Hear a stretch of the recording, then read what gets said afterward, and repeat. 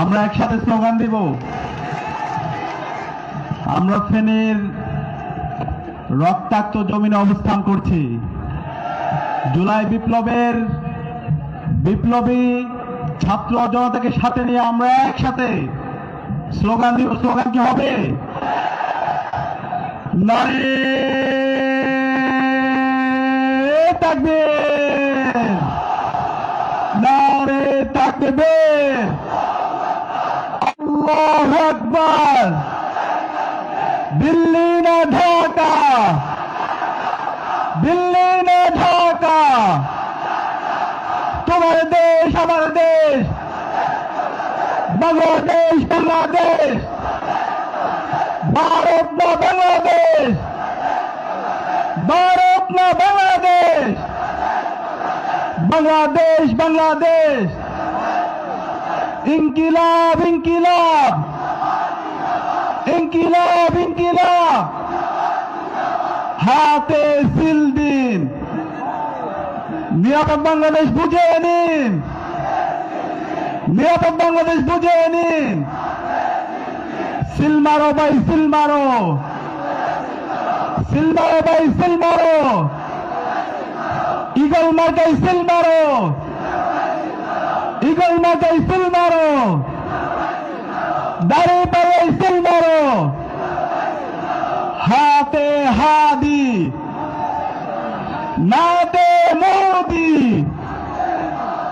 হাতে হাদি, নাতে মোদি। বিসমিল্লাহির রহমানির রহিম। ঐক্যবদ্ধ বাংলাদেশ জোটের আয়োজনে আজকের বিশাল গণজমায়েতে উপস্থিত ফেনীর 3 আসনের সম্মানিত ক্যান্ডিডেট বৃন্দ, ফেনী 1 আসনের মাটি ও মানুষের নেতা, জুলাই বিপ্লবের অন্যতম অগ্রনায়ক ডক্টর এস.এম. কামাল উদ্দিন, ফেনী 2 আসনের মাটি ও মানুষের নেতা, যিনি ছাত্র জীবন থেকে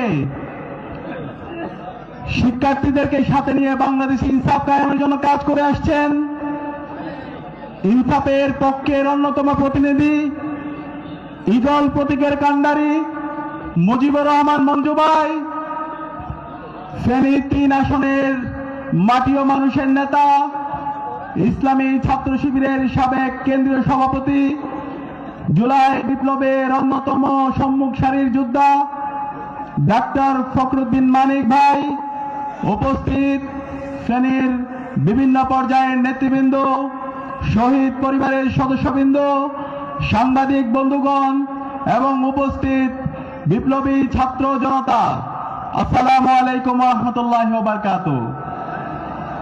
আমি আজকে কোন রাজনৈতিক প্রোগ্রামে বক্তৃতা দিতে আসিনি। আমি আমার সহযোদ্ধাদের কথা বলতে এসেছি। গত 16 বছরে বাংলাদেশে যে ফেসিবাদ ছিল, গত 16 বছরে বাংলাদেশে গুম খুন আইনাগরের মাধ্যমে বাংলাদেশকে যে একটি ব্যর্থ রাষ্ট্রে পরিণত করেছিল, সেই ফেসিবাদের বিরুদ্ধে গত 16 বছরে যে মানুষগুলো সামনে থেকে এবং নেপথ্য থেকে আন্দোলন করেছেন এবং সর্বশেষ জুলাই বিপ্লবে নেপথ্যে থেকে এবং সামনে থেকে যেই মানুষরা নেতৃত্ব দিয়েছেন, সেই সহযোদ্ধাদের কথা আমি বলতে এসেছি। আজকে আপনাদের এখানে যেই প্রার্থীরা আপনাদের নেতৃত্ব দিচ্ছেন, তারা শুধুমাত্র ফেনীর নেতা না। ডাক্তার ফখরুদ্দিন মানিক, মুজিবুর রহমান মঞ্জু, অ্যাডভোকেট এস.এম. কামাল উদ্দিন, তারা শুধুমাত্র ফেনীর নেতা না, তারা সারা বাংলাদেশের নেতা। জুলাই বিপ্লব যখন হচ্ছিল, এই মানুষগুলোর সাথে আমার রেগুলার কথা হচ্ছিল। আপনারা জানেন, সর্বশেষ কোণে হাসিনা যখন ইন্টারনেট ব্ল্যাক আউট করে দিয়েছিল, কারফিউ জারি করেছিল, সেই সময় আমার ডক্টর ফখরুদ্দিন মানিক ভাই, মুজিবুর রহমান মঞ্জু ভাই এবং অ্যাডভোকেট এস.এম. কামাল উদ্দিন ভাইয়ের সাথে আমার রেগুলার কথা হচ্ছিল। মুজিবুর রহমান মঞ্জু ভাই সার্বিকভাবে আমাদেরকে পরামর্শ দিয়েছিল আমাদের আন্দোলন কিভাবে নীতি নির্ধারণ করতে হবে, কিভাবে সকল অংশীজনদেরকে সাথে নিয়ে এই আন্দোলনকে ফেসিবাদ বিরোধী আন্দোলনে রূপ দেওয়ার মাধ্যমে ছাত্র জনতাকে খুনি হাসিনা মিথ্যা মামলা দিয়ে হাজার হাজার আমাদের ছাত্র জনতাকে অ্যারেস্ট করেছিল। সেই শিক্ষার্থী এবং ছাত্র জনতাকে মুক্তির জন্য সার্বিকভাবে আমাদেরকে সহযোগিতা করেছিল অ্যাডভোকেট এস.এম. কামাল উদ্দিন ভাই। এই মানুষগুলো সারা বাংলাদেশের মানুষরা আপনাদের এই মানুষদের প্রতি কৃতজ্ঞ থাকবে। যতদিন এই বাংলাদেশ রাষ্ট্র বেঁচে থাকবে ততদিন আমরা এই মানুষগুলোর প্রতি কৃতজ্ঞ থাকব। আজকে আমি যে মানুষদের কথা বলছি, এই মানুষগুলোর সততা, এই মানুষগুলোর দক্ষতা, এই মানুষগুলোর দেশপ্রেম এবং বাংলাদেশকে একটি বৈষম্য ইনসাফ ভিত্তিক বাংলাদেশ বিনির্মাণ করার জন্য এই মানুষগুলো দীর্ঘদিন ধরে লড়াই করছে। গত 55 বছরে বাংলাদেশে আমরা অসংখ্য নেতৃত্ব দেখেছি, দেখি নাই? এই শ্রেণী থেকে অসংখ্য এমপি হয়েছে, মন্ত্রী হয়েছে, প্রধানমন্ত্রী হয়েছে, কিন্তু বাংলাদেশ রাষ্ট্রের কোনো পরিবর্তন এসেছে? আসে নাই।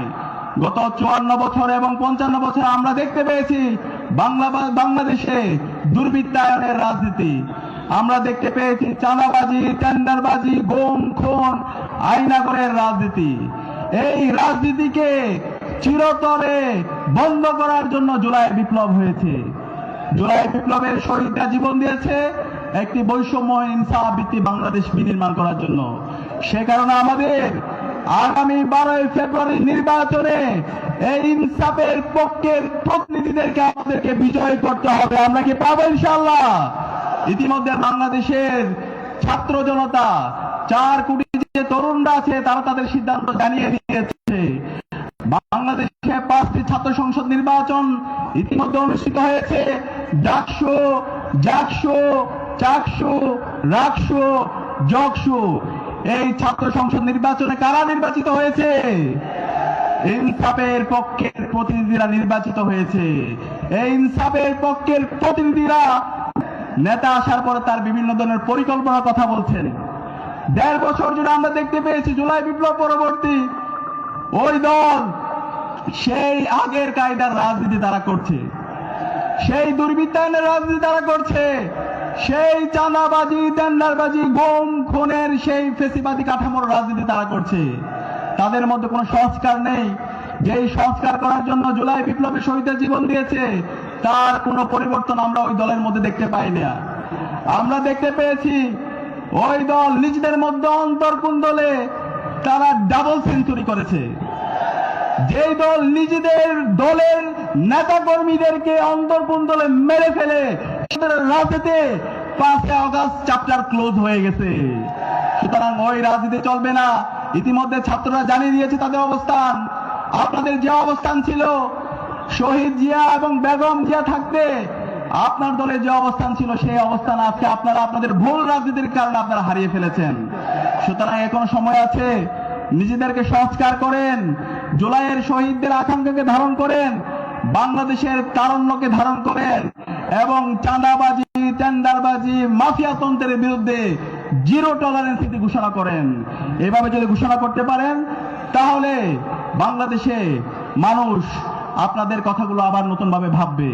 আমি একই সাথে অনুরোধ করব, আজকে আমরা দেখতে পাচ্ছি যে এই জুলাই বিপ্লব হয়েছিল বাংলাদেশের সংস্কারের জন্য, যে জুলাই বিপ্লব হয়েছে বাংলাদেশে ইনসাফ কায়েম করার জন্য, সেই জুলাই বিপ্লবের সনদের আইনি ভিত্তি দেওয়ার জন্য যে গণভোট, সেই গণভোটে হাকে বিজয় করার জন্য ওই রাজনৈতিক দল এখন পর্যন্ত কোনো ক্যাম্পেইন করছে না।